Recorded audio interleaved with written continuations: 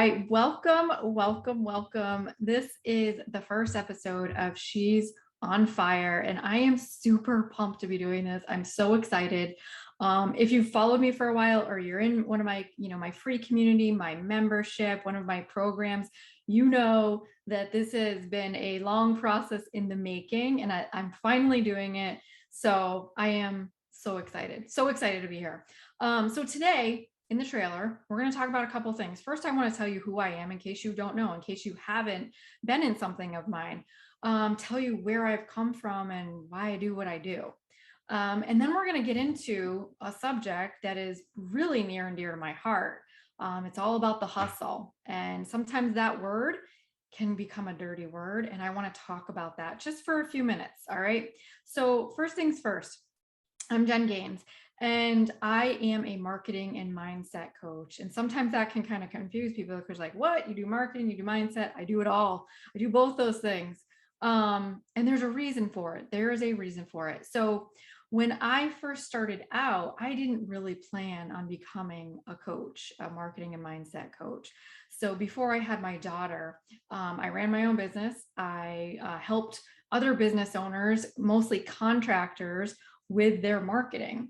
And I would, go to their businesses. I would help them, get their websites up. I would help them get on social media, do all the marketing stuff that they needed to do in order to really be seen in this, digital age, right? So that's what I did. And then I was pregnant with my daughter, and I had a very difficult time during that pregnancy. Our whole plan was that my husband, he was actually my boyfriend at the time, but husband now, we got married a couple of years ago. Our whole plan was that I was going to continue working after she was born, and he was literally going to be a stay-at-home dad.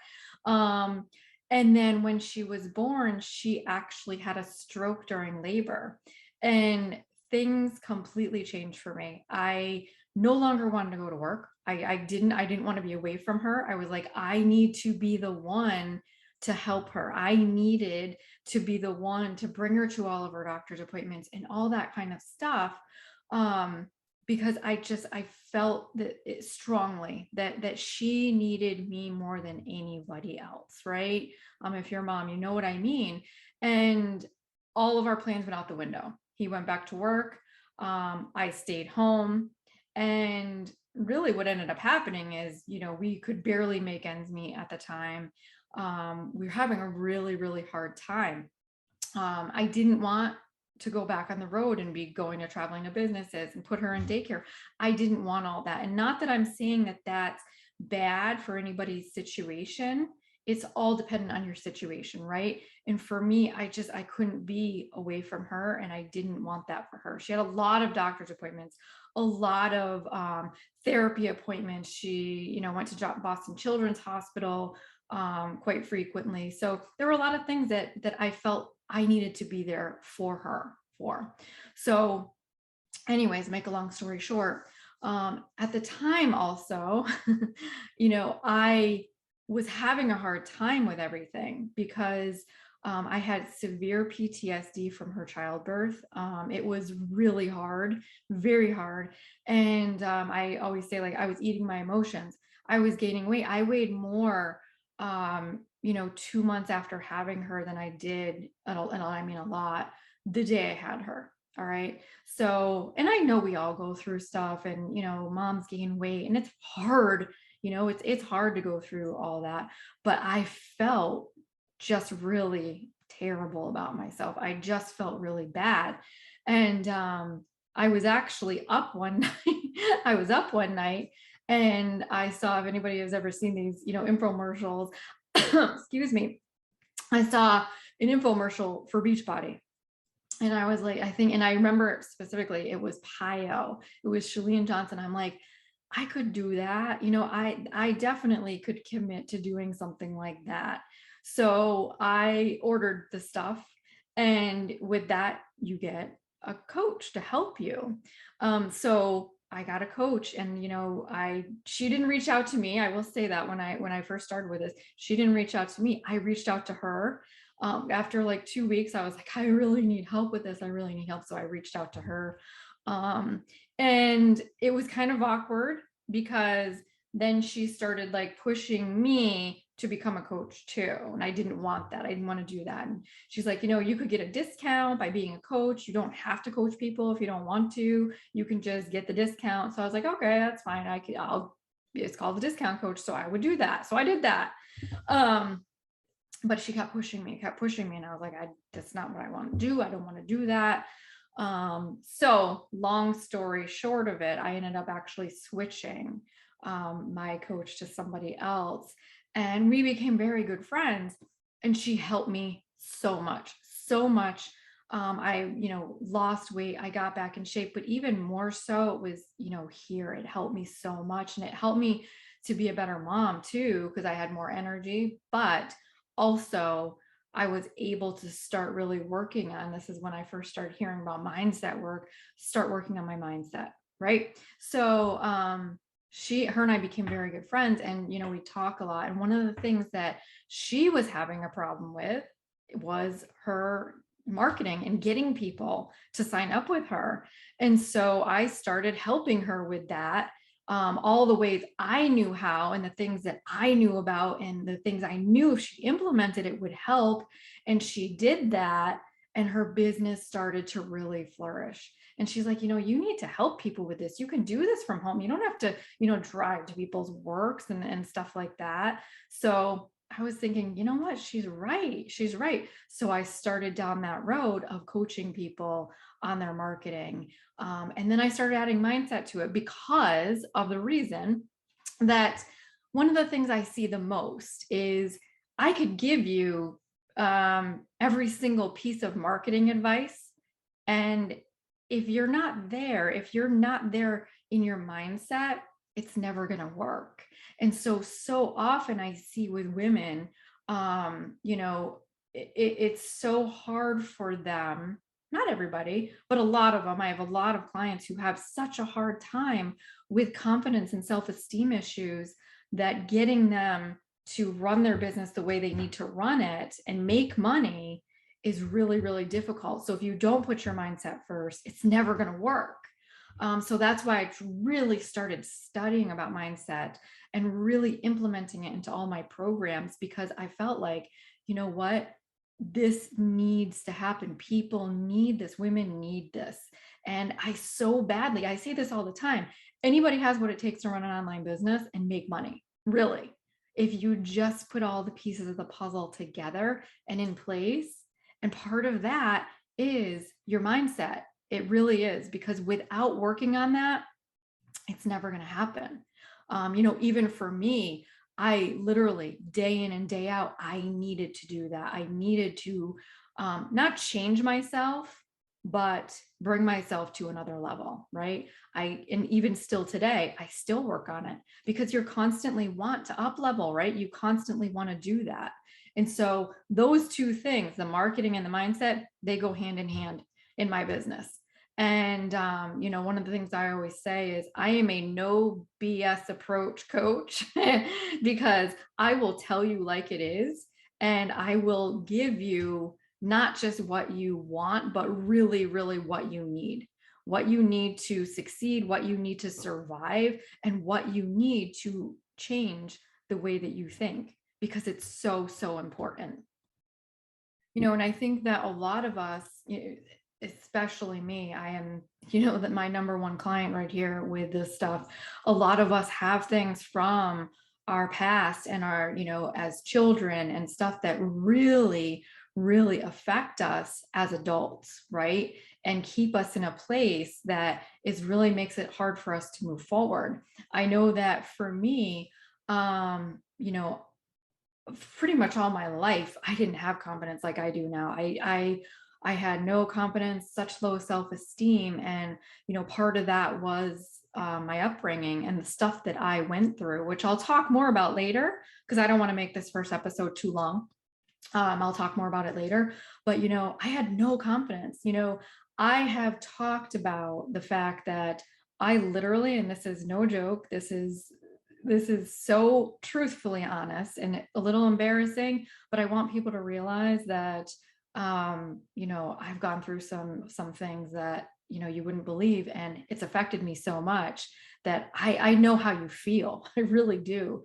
So there was a time where there's a place called Subway, depending on where you are in the country. It's a grinder place. Go in, you order, you go up to the counter, you have to order your veggies and all that kind of stuff. It's not like, McDonald's, I want number 3, but so I literally, if I would go to Subway, and I tried to avoid it, but my boyfriend at the time, he always liked Subway. So I always went there. I literally had such a hard time walking in and walking up to the counter. This is how low my confidence was and my self-esteem.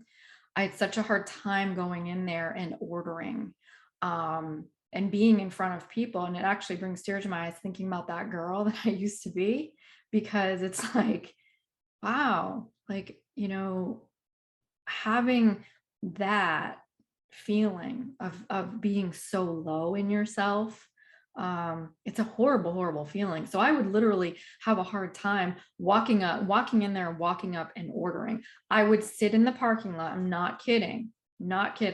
I would sit in the parking lot for a good 15 to 20 minutes ahead of time to give myself a pep talk, to go in there and order a freaking grinder. I'm not kidding.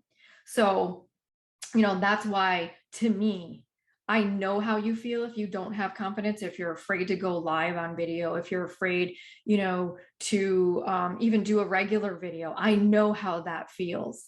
When I first started my business, going live, I was like terrified. I was the person who would say, okay, I'm going to go live and then at such and such a time. And then I would go to hit the button and I just couldn't do it. I literally couldn't do it. I did overcome these things, but it took work, right? It takes work. But I do know how you feel. I really do. And so that's what drives me, is because I know that there are women out there who need what I have. I know that there are women out there that can benefit from what I went through and what I've overcome.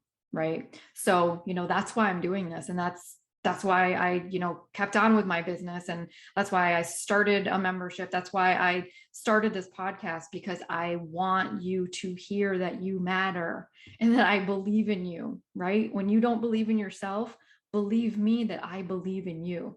And that's why I'm doing this. So, reach out to me if you have questions, if you don't know where to begin, if you don't know where to start, especially with mindset. We can point you in the right direction. All right. So I want to talk a little bit about the title of this podcast. It's obviously the trailer, but I want to talk about the title a little bit because it's very near and dear to my heart. All right. So the title is, when did the word hustle become such a dirty word? Right. And I'm sure you've heard, hold on one second. I'm sure you've heard this before, right? That, people have to let go of hustle, or, that hustle is like a male driven thing.